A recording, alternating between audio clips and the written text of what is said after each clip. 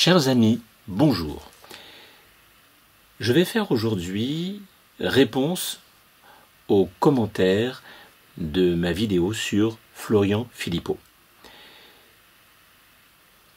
J'ai lu les quelques commentaires et je pense qu'il était important que je puisse répondre à ces personnes qui ont eu la gentillesse de me laisser leurs commentaires. J'ai eu l'impression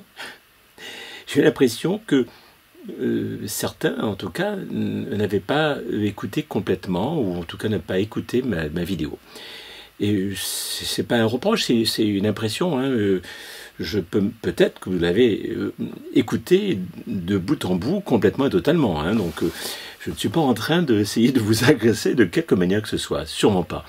Parce que je pense que quand on me connaît bien, on sait bien que mon but n'est pas de créer la zizanie, d'agresser, de diviser, etc. Bien au contraire, en tout cas, tous mes efforts vont dans un sens, un seul sens, c'est celui de l'harmonie, de la paix. Alors, tout d'abord, je voudrais quand même vous dire que au début de cette précédente vidéo sur Florian Philippot, j'ai tout d'abord fait de nombreux compliments concernant Florian. Je pense que c'est l'un de nos résistants les plus valeureux, les plus utiles, les plus constructifs. Voilà. Donc, et je crois l'avoir déjà bien fait comprendre lors de ma précédente vidéo. Donc, loin de moi l'idée de faire comme certains, de toujours trouver à chaque fois des accusations du genre telle ou telle personne fait partie de l'opposition contrôlée ou quoi que ce soit. Je pense que toute personne qui donne des coups, qui lutte contre ces personnes qui nous dirigent, ne peuvent pas être considérées comme des traîtres ou des personnes qui font partie de l'opposition contrôlée. Ou alors, à ce moment-là, je crois qu'il va falloir peut-être même consulter, parce qu'il y a un problème. Il y a un gros problème. On ne peut pas non plus, et je l'ai dit dans d'autres vidéos dans le passé, on ne peut pas en arriver donc à soupçonner tout le monde. Non. Quelqu'un qui vous donne un coup, actuellement, admettons, supposez que quelqu'un vous donne un franc coup de poing dans la figure. Je ne pense pas que vous puissiez dire que cette personne est en train de vous donner un coup uniquement pour faire semblant et limite pour vous faire du bien. Et en quelque sorte, finalement, pour vous favoriser vis-à-vis des autres. Non, non. Je pense que tous ces résistants qui ont réellement apporté des informations justes, éclairées, tous ces résistants qui ont passé du temps, de l'énergie, et aussi même des fois à manifester, donc à donner des renseignements, donc des informations. On en a besoin depuis plus de 2 ans. Donc toutes ces personnes qui ont fait des procès à l'État, qui ont attaqué juridiquement, toutes ces personnes-là, toutes ces personnes qui ont fait des émissions, des lives, ils sont nombreux. Toutes ces personnes ne peuvent pas, en aucune manière, être traitées donc faisant partie de l'opposition contrôlée ou d'être des traîtres. Et pourtant, je peux vous assurer que j'ai même fait des vidéos dans le passé où je voyais bien que certains résistants se permettaient de traiter d'autres résistants de faire partie de l'opposition contrôlée ou d'être des traîtres. Bon, je dirais, c'est là où je me suis dit depuis quelque temps que ce n'est pas parce que nous sommes résistants que automatiquement nous sommes des gens parfaits.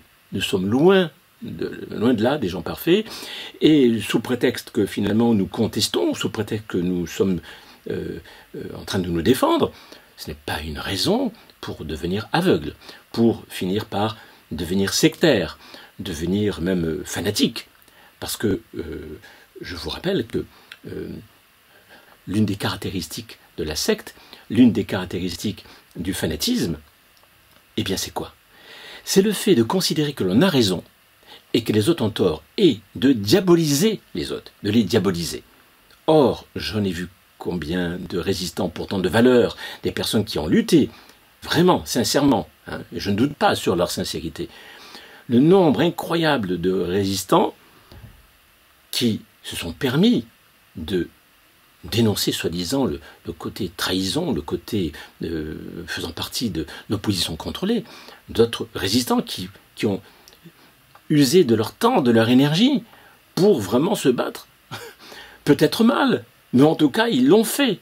Donc oser les traiter, donc de les rejeter, de les diaboliser en quelque sorte, hein, eh bien, nous aurions dû justement simplement leur dire écoute, lorsque tu as fait ceci ou cela, c'est vrai que faudrait qu'on en discute parce que c'est dommage, parce que là, je pense que ça ne peut pas être constructif pour la cause. Bon. Mais la plupart, malheureusement, un grand nombre de résistants ne peuvent pas s'empêcher d'agresser d'autres résistants, hein, de se diviser, d'aller trouver des poux, hein, j'en connais certains, qui vraiment, régulièrement, passent leur temps à critiquer, mais critiquer d'une manière insultante, c'est-à-dire sans preuve, et vraiment en donnant, je dirais, en les traitant vraiment comme des gens extrêmement dangereux pour la résistance. Non, mais des personnes dont on sait tous qu'ils ont lutté, qu'ils sont battus, et qui continuent à se battre. Bon. Donc là, je pense qu'il faudrait que, au sein de la résistance, nous cherchions un peu plus à élever notre conscience. Parce que là, on est en plein sectarisme, on est en plein fanatisme. Là, on se trouve en train de se comporter exactement comme ceux qui nous gouvernent, comme ceux, finalement, que l'on critique. On se plaint donc de cette tyrannie, on se plaint de cet état totalitaire. Mais qu'est-ce que nous faisons, nous, entre nous, bien souvent? Comment voulons-nous, un jour, si j'espère que les résistants arriveront au pouvoir, comment voulez-vous que ces résistants puissent, je dirais, construire un monde meilleur, si déjà, avant donc de pouvoir vaincre ces mondialistes, eh bien, si déjà ils s'entre-déchirent, ils s'injurient, ils se mentent, ils déforment la réalité. Donc il y a un problème, il y a un réel problème, et je pense que, humblement, chacun d'entre nous, nous devrions chercher vraiment à élever notre conscience, à chercher à être juste avant tout. Là, dans certains des commentaires que j'ai vus, quelqu'un qui m'a l'air d'être vraiment quelqu'un qui veut vraiment le bien de la cause. Hein. Je ne pense pas que ce soit quelqu'un qui... Je ne soupçonnerais pas cette personne d'être faisant partie de l'état profond ou quoi que ce soit, ou faisant partie de... Non. Cette personne me dit les seules manifs jamais attaquées par la police sont les siennes, c'est-à-dire celles de Florian Philippot. On peut se poser des questions. Voilà ce que cette personne me dit. Bon. J'ai déjà entendu cela à maintes reprises. Mais pourquoi? Il faudrait peut-être réfléchir, plutôt commencer à soupçonner la personne. Pourquoi finalement les manifs de Florian Philippot ne sont pas attaquées par la police? Mais tout simplement parce que les personnes qui suivent Florian Philippot sont des personnes extrêmement pacifiques. Des personnes qui viennent avant tout pour, en effet, se rassembler, mais non pas pour casser quoi que ce soit. Ils ne viennent pas pour... Et d'ailleurs, les choses se font de telle manière que, en effet, il n'y a jamais eu de personnes, au sein même de ces personnes qui suivent Florian Philippot, qui ont envie d'en débattre avec les policiers. D'autant plus que, entre parenthèses, ça fait des années que des personnes faisant partie du peuple, hein, on arrive, confronté aux policiers, à se battre contre les policiers. Mais si vraiment nous avons un besoin d'exprimer notre colère, et même pourquoi pas notre violence, mais faisons-le non pas contre les policiers, mais contre à ce moment-là nos dirigeants, directement. Les policiers, de leur côté, ne font qu'obéir, d'une part, et bien souvent, ils sont eux-mêmes désemparés. Ils se trouvent bien souvent pris, en quelque sorte, en étau. Et ils font comme la plupart des Français, ils subissent et ils obéissent. Donc, là, je pense qu'il y a un problème. C'est-à-dire que si on commence à se poser des questions pour savoir si finalement Florent Philippot ne ferait pas partie, en quelque sorte, donc, des mondialistes, et ne ferait pas partie finalement de ceux qui nous gouvernent, et qui nous gouvernent d'une manière tyrannique, alors là, je crois que on ferait mieux d'aller tous se coucher et d'arrêter, parce que franchement, ça devient grave, hein, malheureusement. Le problème, c'est que je suis persuadé que cette personne qui a mis ce commentaire est sincère, c'est quelqu'un sûrement de très gentil, qui n'a pas envie de faire de mal à quiconque. Mais je pense que nous aurions tous besoin, parce que là, je parle de cette personne, mais en fait, la quasi-totalité, malheureusement, des résistants ont tendance à penser comme ça, à soupçonner tout de suite Pierre, Paul, Jacques, tout de suite. Hein. Dès qu'on n'est pas d'accord, finalement, avec un autre résistant, automatiquement, on a tendance à le considérer comme un traître, ou considérer que finalement, voilà, et le soupçonner en permanence. Mais c'est grâce à ça, c'est grâce justement à cette manière de nous comporter, que finalement, l'état profond, que finalement, ces gens qui nous gouvernent continuent à nous gouverner. Et les gens, en plus, ces mêmes personnes, hein, la plupart d'entre eux ne votent pas. Il y a près de 30% d'abstention, il ne faut pas oublier. Mais ces 30%, s'ils votaient, ne serait-ce que pour l'une des personnes comme Florent Philippot ou d'autres, ça ferait un bon bout de temps que ces gens qui nous gouvernent ne pourraient plus être au pouvoir. Donc là-dedans, alors justement, l'objet de cette précédente vidéo, c'était que certaines personnes pensaient que, en effet, il y avait une fraude. Bon. Et puis Florent Philippot qui exprimait le fait qu'il pensait que non, qu'il en avait les preuves. Bon. Mais là encore, tout ça, c'est une question de verbiage, de blablabla. Le problème n'est pas de savoir s'il y a eu fraude ou pas fraude. Le problème, c'est qu'il y a toujours eu de la fraude. Toujours eu de la corruption. Depuis l'aube de l'humanité, il y en a partout. Le problème est de savoir si la fraude a été telle que ça puisse vraiment, je dirais, que ça puisse vraiment changer les résultats des élections. Alors, comme aux États-Unis, justement. Parce qu'aux États-Unis, la fraude était tellement monumentale, hein, que, en effet, ils sont en train d'ailleurs maintenant de procéder donc ils sont en train donc de changer les choses aux États-Unis. Bon, ça met du temps, mais ils sont en train de changer les choses. Donc, il y a eu, en effet, des irrégularités, il y a eu des fraudes, on appelle ça des fraudes de toute manière. Le fait des 500 signatures, c'est une fraude, parce que c'est une fraude légale, c'est-à-dire que on oblige les gens à avoir 500 signatures, alors que finalement on a supprimé donc le secret de ceux qui donnent leur signature. Donc du coup, les gens, au lieu de donner leur signature donc à des personnes qui ne correspondent pas au désir du pouvoir, eh bien, ils sont dévoilés, donc ils ont peur, donc du coup ils ne donnent pas leur vote, ils ne donnent pas leur signature. Donc, je dirais, c'est la pure manipulation, c'est une fraude à un autre niveau. Bon. Il y a eu fraude aussi, il y a eu des irrégularités dans certains bureaux de vote, mais c'était très ponctuel.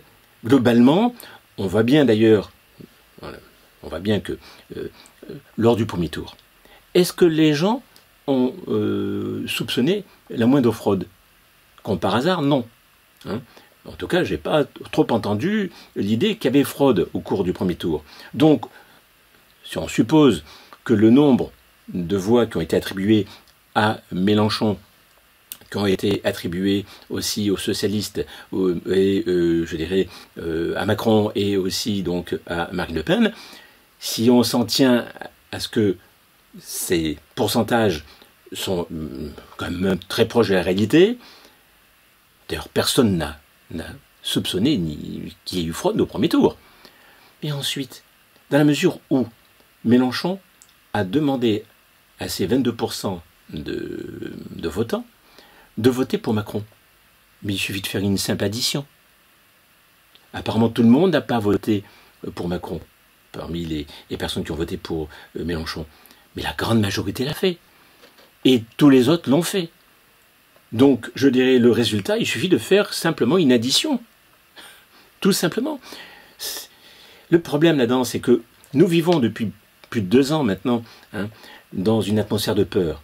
Et la peur engendre beaucoup de dérèglements sur le plan du bon sens. C'est-à-dire qu'il n'y a plus aucun bon sens. Non seulement parmi ceux qui nous dirigent, je dirais que là c'est n'importe quoi, mais malheureusement aussi au sein même des résistants. Je dirais, on se demande si vraiment les gens ont du bon sens. Mais on ne peut pas même leur en vouloir quelque part, parce que on nous a tellement fait peur depuis 2 ans. Les gens sont tellement perturbés qu'ils ne peuvent plus avoir réellement, je dirais, un sens critique dans le bon sens du terme, c'est-à-dire avec discernement. Ils ne peuvent plus. C'est difficile, c'est pour ça qu'on ne peut pas en vouloir même à cette personne de m'avoir mis ce commentaire. Cette personne, dans quelque temps, comme moi-même de mon côté, j'ai pu faire des erreurs dans le passé, eh bien, se rendra compte en effet que, ben oui, elle a cru bon, mais malheureusement, ce n'est pas le cas. Il y a eu quelqu'un d'autre qui m'a mis, en parlant de moi apparemment, ce monsieur veut à tout prix qu'il y ait fraude. Non, mais cette personne n'a pas écouté ma vidéo. Je n'ai pas dit qu'il fallait à tout prix qu'il y ait fraude. J'ai dit que le mode de fraude, en particulier par bulletin, ne peut pas, et je viens encore d'en donner quelques explications, ne peut pas en effet être suffisant. D'accord ? Bon. Le nombre de machines électroniques était trop faible par rapport à l'ensemble. Et puis, comme l'a dit très bien d'ailleurs Florian Philippot, il y a donc tout un processus en France en particulier qui fait que les remontées se font donc à partir donc déjà de bureaux de vote test. Bon, donc ces bureaux de test là, on peut vérifier. On se rend bien compte qu'il n'y a pas eu fraude. Donc, en fait, ce qui se passe, c'est que, ben oui, en effet, il y a eu une faute, une erreur à un moment donné d'un journaliste, comme par hasard. Le hasard fait bien les choses, vous allez me dire. Hein. Et qu'en effet, ça s'est affiché avec de mauvais chiffres, etc. Bon, du coup, ça a créé vraiment une vague de soupçons. Mais quand on réfléchit réellement, quand on fait vraiment le comptage, quand on regarde les choses de plus près, on s'aperçoit que, ben non, il n'y a pas eu de problème. D'ailleurs, entre parenthèses, j'en profite pour dire la chose suivante, c'est que on se plaint des fraudes, que ce soit en France ou ailleurs, etc. Mais qu'est-ce qui nous empêche de mettre en place une loi qui oblige l'État, et l'ensemble des citoyens, donc, après qu'il y ait eu vote, quelle que soit sa forme, de vérifier pendant 2 semaines avec des personnes assermentées, avec des personnes qui des citoyens aussi, qui puissent regarder, que ce soit un vote électronique ou pas un vote électronique, qu'il y ait un regard, c'est qu'on ne donne pas en quelque sorte, le résultat avant 2 semaines. C'est-à-dire qu'on vote, et ensuite on vérifie. Mais je dirais c'est une question non seulement de bon sens, mais de conscience. Moi, depuis des années et des années, le fait donc d'apprendre à tous mes élèves donc à élever leur conscience, je leur demande de vérifier, toujours la vérification. Quand vous pensez quelque chose, vérifiez, cherchez la preuve, voyez si vraiment ce que vous dites, que vous pensez, si vraiment vous en avez des preuves flagrantes, et vérifiez la preuve de la preuve même carrément. Vous voyez, donc il faut être extrêmement rigoureux concernant ça, sinon on en arrive à prendre des décisions complètement dangereuses. Donc, il y a toujours plus ou moins des fraudes depuis des dizaines et des dizaines d'années. Donc, l'important, c'est de faire une loi qui oblige l'État, et aussi donc ses administrés, qui oblige l'État, donc et le peuple, donc à vérifier pendant près de 2 semaines avec des personnes compétentes, des personnes qui voilà, c'est tout. Et donc, si on vérifie que ce soit un vote par correspondance, ou un vote par Internet, enfin par informatique ou quoi que ce soit, ou par bulletin papier, On vérifie, tout simplement. On y met les moyens. On y met même les moyens financiers pour vérifier. Et pour que déjà, même en amont, le vote se fasse dans de bonnes conditions. On n'essaie pas de faire des économies sur le vote, en utilisant par exemple des machines électroniques. On fait les choses vraiment d'une manière rigoureuse. Voilà. Et là, pour qu'il y ait vote, même pour qu'il y ait fraude, excusez-moi, même s'il y avait fraude, elle serait découverte, forcément. Parce que et personne ne pourrait se plaindre qu'il y ait fraude. Il n'y aurait pas de contestation, puisque de toute manière, il y aurait vérification. Donc vous voyez, le problème de la fraude n'est pas un réel problème. Le problème, c'est qu'il y a dans notre société, soi-disant démocratique, une multitude de lois qui ne sont pas du tout faites pour protéger le peuple.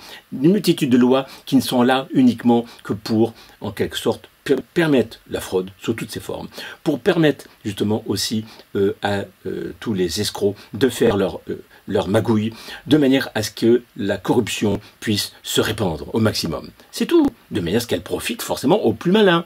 Et aussi, bien sûr, à ceux qui ont le plus de moyens, c'est-à-dire, bien souvent, les riches. Voilà. Donc, vous voyez, le problème n'est pas là. Donc, cette personne me dit, monsieur veut à tout prix qu'il y ait fraude. Et il a dénoncé les 500 parrainages. Je n'ai pas compris. Oui, bien sûr, je dénonce que pour moi, c'est un genre de fraude, en effet. Il me dit ensuite, après, il me dit, monsieur, vous dites n'importe quoi. Et vous n'avez pas écouté les vidéos de Florian Philippot. Mais je suis Florian Philippot, pour moi, c'est comme un ami. Donc, c'est quelqu'un que j'adore. Donc, j'écoute toutes ces vidéos. Et j'ai même, dans la vidéo précédente, j'ai retranscrit tout ce qu'il a dit. Donc, on ne peut pas m'accuser de ne pas avoir écouté ces vidéos. Je dirais, c'est toujours pareil. Vous savez, dans la vie, malheureusement, beaucoup d'entre nous, on a tendance donc à accuser les autres de ce qu'on fait nous-mêmes. Voilà. C'est-à-dire que, par exemple, on ne regarde pas les vidéos jusqu'au bout, on fait un peu n'importe quoi, et après on accuse les autres de ne pas avoir vu les vidéos des autres correctement. Donc, vous voyez, c'est une tactique même que les mondialistes utilisent et que malheureusement aussi certains résistants aussi utilisent, c'est-à-dire vous accuser pour ne pas être accusé. Vous avez tendance à accuser les autres, bien souvent sans preuve en plus. Hein. Vous savez, quand on recherche vraiment la vérité, on peut toujours, en effet, dire à quelqu'un « il me semble que ce que tu as dit n'est pas exact. Est-ce que tu peux me donner des preuves ?» Mais accuser et rejeter les gens, si vous voulez, on est très loin de la conscience là-dedans. On est plus proche de l'animalité, du côté instinctif, donc avec tous les bas instincts. Voilà, donc, et ce n'est pas parce que nous sommes des êtres humains qu'automatiquement nous n'avons pas d'instinct, nous n'avons pas donc de pulsion, et nous n'avons pas en quelque sorte, je dirais, des processus inconscients qui peuvent nous mener donc à avoir des attitudes qui peuvent être disharmonieuses. Hein. Bon. Et Florian Philippot, malgré toutes les belles qualités qu'il a, pour moi c'est une belle âme, c'est quelqu'un de bien, Florian Philippot. Eh bien, à mon sens,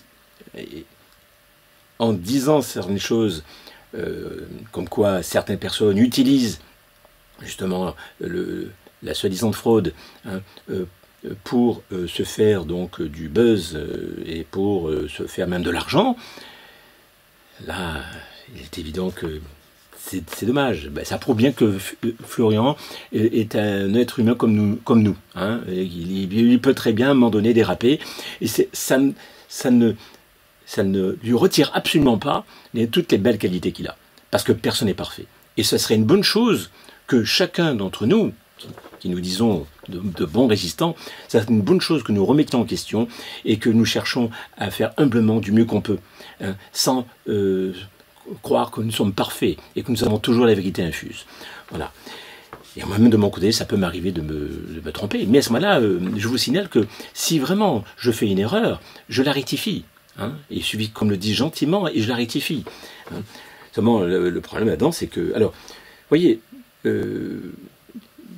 je pense qu'il y a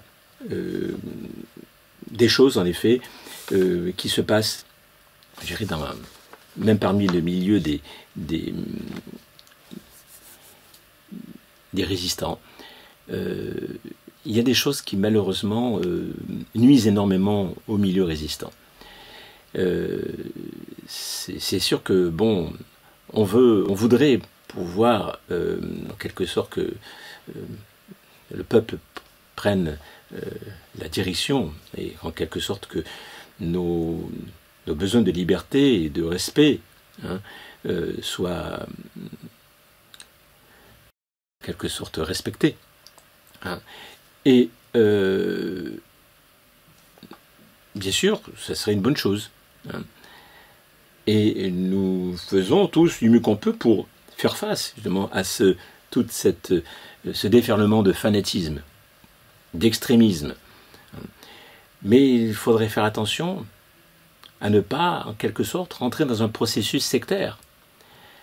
Le comble, vous savez, c'est que nos dirigeants et toutes ces personnes mondialistes qui nous gouvernent, bon, ils ont eu le toupet, alors qu'eux-mêmes forment une grande secte, la grande secte des mondialistes, qui en effet rejettent finalement tout ce qui n'est pas leur conception comme étant un danger, comme étant dangereux.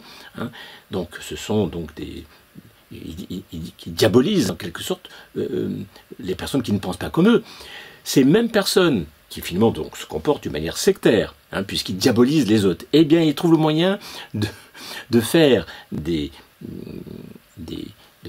lois et de faire aussi donc des organismes qui sont censés pourchasser donc toutes les sectes complotistes soi-disant, ou toutes les sectes de la résistance. Alors, c'est le comble, c'est que alors que même de leur côté, ils sont dans un sectarisme incroyable, un fanatisme incroyable, ils ont même le pouvoir, ils ont tout ce qu'il faut, et ils trouvent le moyen d'accuser les résistants d'être sectaires, et de quelque chose de faire partie d'une secte. Vous voyez, le comble. Et ça, le problème, c'est que chez les résistants, on a un peu le même mécanisme. C'est-à-dire que sous prétexte que nous, de notre côté, on n'est pas d'accord avec ces mondialistes, on trouve les moyens de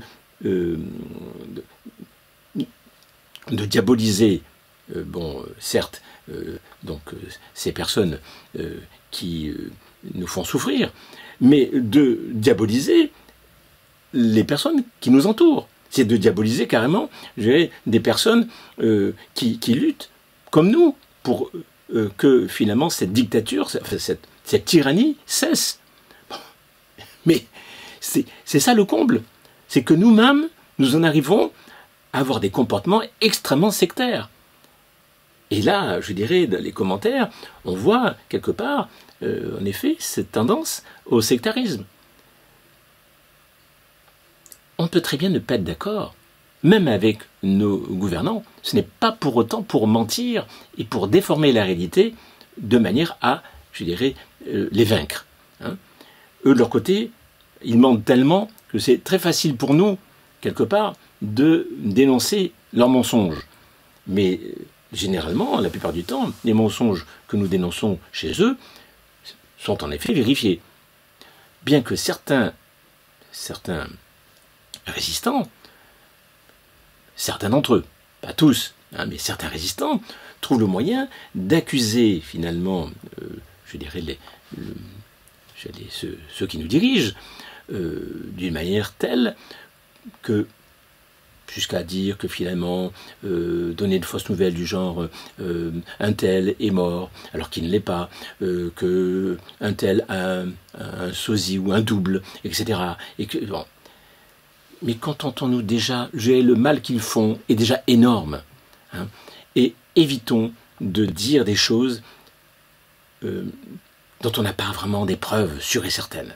Il y a tellement de choses pour lesquelles nous avons des preuves indubitables, complètes et totales. Ce n'est pas la peine d'en rajouter. Vous savez, quand vous êtes confronté à quelqu'un dans la vie, et que vous accusez, à la limite, très justement, quelqu'un de vous avoir fait du mal, en tout cas d'avoir fait quelque chose d'extrêmement nocif. Si vous vous permettez de rajouter des faits qui n'existe pas, et si vous vous permettez donc d'accuser cette personne de choses qu'il n'a pas fait, et dont on sait qu'il ne l'a pas fait, vous vous discréditez complètement, et vous en arrivez finalement donc à ce que cette personne qui, en effet, vous a fait du mal, eh bien, trouve le moyen de vous dire oui, mais ce que tu racontes, c'est n'importe quoi. Ben oui, c'est vrai, il y a certaines choses que nous avons dit sur cette personne qui sont fausses. Par contre, il y a une chose qui est vraie, le mal qu'elle nous a fait, mais le problème c'est que on en rajoute. Et le fait d'en rajouter et quand on arrive à agresser et de critiquer la personne en racontant tout et n'importe quoi, c'est pas comme ça qu'on va pouvoir, même à la limite, les convaincre qu'ils sont réellement en tort. Et les convaincre que finalement, il va falloir qu'ils changent leur manière de faire. Vous savez, c'est commun, je dirais, dans la vie, avec la famille, avec les amis, avec des personnes, bien souvent, on agit comme ça. C'est-à-dire qu'on ne se contente pas de dire la chose qui ne va pas, on en rajoute. Et on critique finalement cette personne en disant des choses dont on n'a pas la preuve. Et on les rajoute pour le plaisir. Le problème, c'est qu'en faisant comme ça, on se discrédite et, je dirais, on risque bien souvent que ça se retourne contre nous et que finalement, eh bien, au lieu que les choses changent dans la vie, les choses ne changent pas. Car comprenez bien que plus on sera dans la conscience, plus on sera dans le bon sens, plus on sera dans le respect mutuel, et plus on pourra arriver à changer cette dictature, cette tyrannie qui progresse sans arrêt depuis quelques années. D'accord ? On ne pourra pas mettre un terme à tout cela si on se divise, si on raconte n'importe quoi, si on en arrive finalement à s'accuser mutuellement de choses dont on n'a pas la preuve. Il y a tellement de choses dont on a la preuve concernant ces mondialistes. On a tellement de preuves. Alors concentrons-nous sur ces preuves-là et arrêtons de nous diviser. Arrêtons donc d'être dans un état mental donc finalement tel que nous en arrivons à ne même plus avoir de bon sens, même plus avoir de discernement. On arrive à dire et faire n'importe quoi. Voilà. Bon, écoutez, la prochaine fois, je vous parlerai de Socrate, qui a une bonne méthode, il y a quand même 2400 ans de ça, qui a une très bonne méthode pour justement voir finalement si, quand quelqu'un nous dit quelque chose, si ce que cette personne nous dit tient la route, si cette personne en quelque sorte a de bonnes raisons de le dire. Et je pense que nous ferions mieux chacun de nous exprimer que lorsqu'on est sûr de quelque chose. On reproche aux journalistes de mentir, de raconter n'importe quoi, et nous, qu'est-ce que nous faisons quand nous racontons n'importe quoi? Nous n'avons pas de preuves. Moi, je préconise que, dorénavant, eh bien, les journalistes ne donnent une information qu'avec des preuves. À la rigueur, s'ils n'ont pas de preuves, je dirais, flagrantes, à ce moment-là, qu'ils donnent la parole aux partis, aux deux forces opposées. C'est-à-dire, admettons que deux personnes soient en différent, donc ne soient pas d'accord, eh bien, on donne la parole, autant de temps de parole à l'un et à l'autre. Voilà. Or, ce n'est pas ce qui se fait. Les journalistes ne font pas ça. Les journalistes vous donnent uniquement leur version, la version finalement de ceux qui les possèdent, puisqu'ils sont salariés d'entreprises qui sont la propriété des plus riches de ce monde et qui ont des choses à vendre. Voilà, donc ils ne peuvent pas dire la vérité. Bon, mais nous, de notre côté, sous quel prétexte ?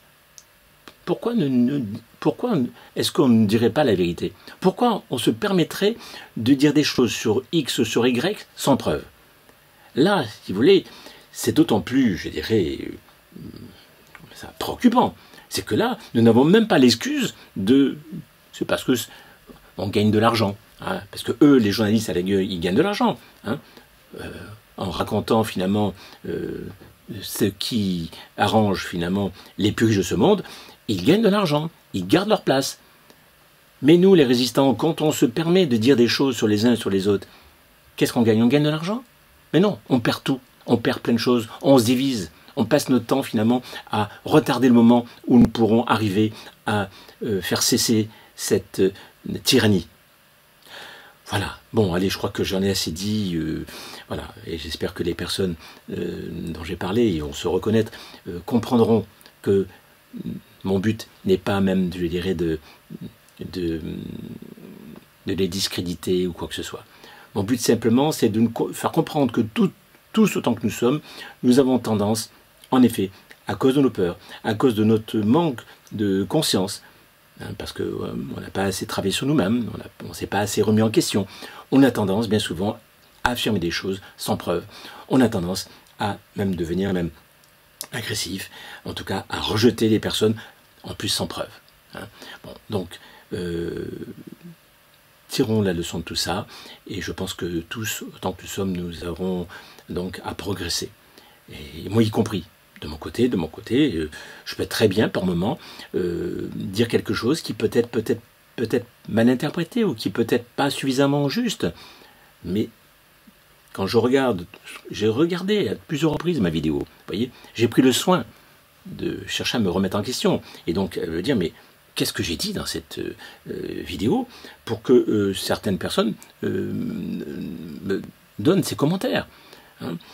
Bon, bien sûr, il y a des personnes qui m'ont dit « excellente analyse », d'accord, ok, mais je ne cherche même pas à ce que tout le monde me dise « excellente analyse », parce que j'ai besoin, surtout, comme vous, autant que vous, j'ai besoin, comme vous avez besoin, donc, que l'on cherche la vérité, que l'on s'approche de la vérité, et que l'on se respecte les uns les autres, et que l'on voit exactement si, finalement, il n'y aurait pas une meilleure manière donc de faire les choses. Vous voyez, je vous ai donné au cours de cette vidéo plusieurs idées de nouvelles lois qui permettraient d'éviter la fraude, qui permettraient aussi aux journalistes de ne plus raconter n'importe quoi, et ainsi de suite. Vous comprenez? Il y a donc, quand on réfléchit bien, nous avons tout à fait les moyens de vivre de plus en plus dans la conscience, chacun d'entre nous. Et c'est que comme ça que nous pourrons arriver à créer un monde meilleur. Voilà. Bon, ben écoutez, cette fois-ci, je crois que c'est la bonne. Alors, j'espère en effet que l'ensemble des personnes qui me suivent comprendront que je cherche avant tout. C'est pas à avoir raison. Je cherche avant tout à ce que nous puissions tous élever notre conscience et que nous évitions de nous diviser comme ça, inutilement. Voilà. Écoutez, je vous souhaite plein de bonnes choses. Prenez bien soin de vous et je vous dis à une prochaine fois. Au revoir.